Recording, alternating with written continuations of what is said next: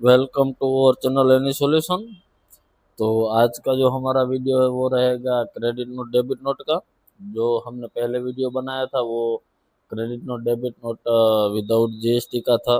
तो ये वाला हमारा जीएसटी का रहेगा, और इस तरह से भी कह सकते हैं कि ये हमारा गुड्स रिटर्न का है। जैसे हमने कोई सेल किया तो वो कैसे रिटर्न करें, परचेस किया तो परचेस हम कैसे रिटर्न करें, उसके लिए हमने ये वीडियो बनाया है। तो वीडियो में अंत तक बने रहे। चलो ये स्टार्ट करते हैं। सबसे पहले आपको सेल्स पे आ जाना है। सेल्स पे आके हम एक सेल्स का बिल सिलेक्ट कर लेंगे। अब हमें यहाँ से कोई हमें गुड्स रिटर्न करना है, तो हम क्या करेंगे, अल्टर ए करेंगे और एक नया एंट्री क्रिएट करेंगे। यहाँ से आपको क्रेडिट नोट सिलेक्ट कर लेना है। रिसिप्ट में आपको क्रेडिट नोट दिखेगा साथ में। क्रेडिट नोट जैसे ही क्लिक करोगे आपको यहाँ पे क्रेडिट नोट का लेजर शो हो जाएगा। और क्रेडिट नोट का जैसे ही शो होता है हमें यहाँ पे जो हमारे जिसको हमें क्रेडिट नोट देनी है, सेल्स जिसको हमने किया है, तो उसका नाम सिलेक्ट कर लेंगे। फिर क्रेडिट नोट के लिए हम सामने वाला लेजर एक सेल्स रिटर्न का लेजर बना लेंगे।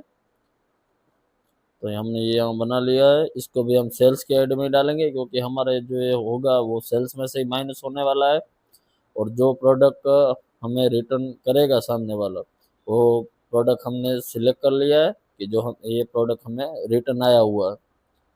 तो उसके लिए हम उसको सीएन बना के दे रहे हैं ताकि हमें वो गुड्स हमें रिटर्न भी मिल जाए और हमारे स्टॉक में वो वापस भी आ जाए।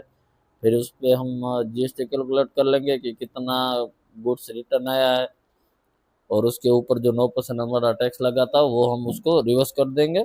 इसमें हमने आउटपुट लगाया था तो आउटपुट ये हमें रिटर्न मिलेगा क्योंकि वो हमारे आउटपुट में से ही कम होगा। यहाँ पे हम इनपुट नहीं लेंगे क्योंकि ये हमने जो आउटपुट दिया था उसके सामने ये अपना कम हो जाएगा। उतना आउटपुट हमें कम भरना पड़ेगा क्योंकि हमारा ये गुड्स रिटर्न है।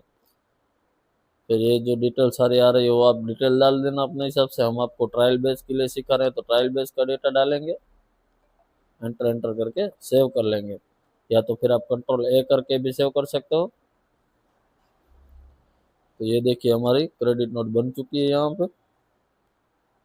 तो इसी तरह हमने जो परचेस है तो परचेस का भी हम दिखाएंगे कि परचेस का अगर हम सेल रिटर्न करते हैं, जैसे हम परचेस किए हैं, तो सामने वाले को भी हम सामने वाले के साथ सामने ही हम क्रेडिट नोट भी ले सकते हैं।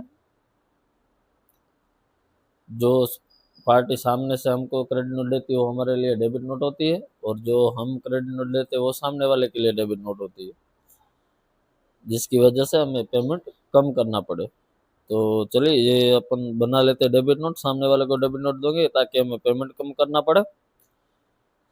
तो इसको भी हम परचेस के ऐड में लेंगे, परचेस रिटर्न के, क्योंकि ये हमारे परचेस में से कम होने वाला है। और इसको भी ऐड अपना परचेस वाला ले लेंगे। तो यहाँ पे हम वो आइटम सिलेक्ट कर लेंगे जो हमें रिटर्न देनी है। तो ये यहाँ पे हम क्वांटिटी सिलेक्ट कर लेंगे, कितनी क्वांटिटी हमने रिटर्न की है। उसके बाद जो रेट पे हमने खरीदी थी वो सिलेक्ट कर लेंगे, उसके ऊपर कितना जीएसटी लगा तो 9% जीएसटी हम कैलकुलेट कर लेंगे। और जैसे ही उधर अपन ने आउटपुट लगाया था यहाँ पे डेबिट नोट पे इनपुट लगेगा, क्योंकि ये डेबिट नोट है, हमने इसको इनपुट लिया था तो इनको हम इनपुट पे ही माइनस करेंगे।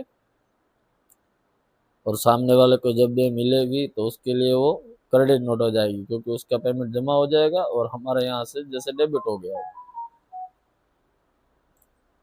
तो चलिए हमारी ये वाली एंट्री भी हो चुकी है।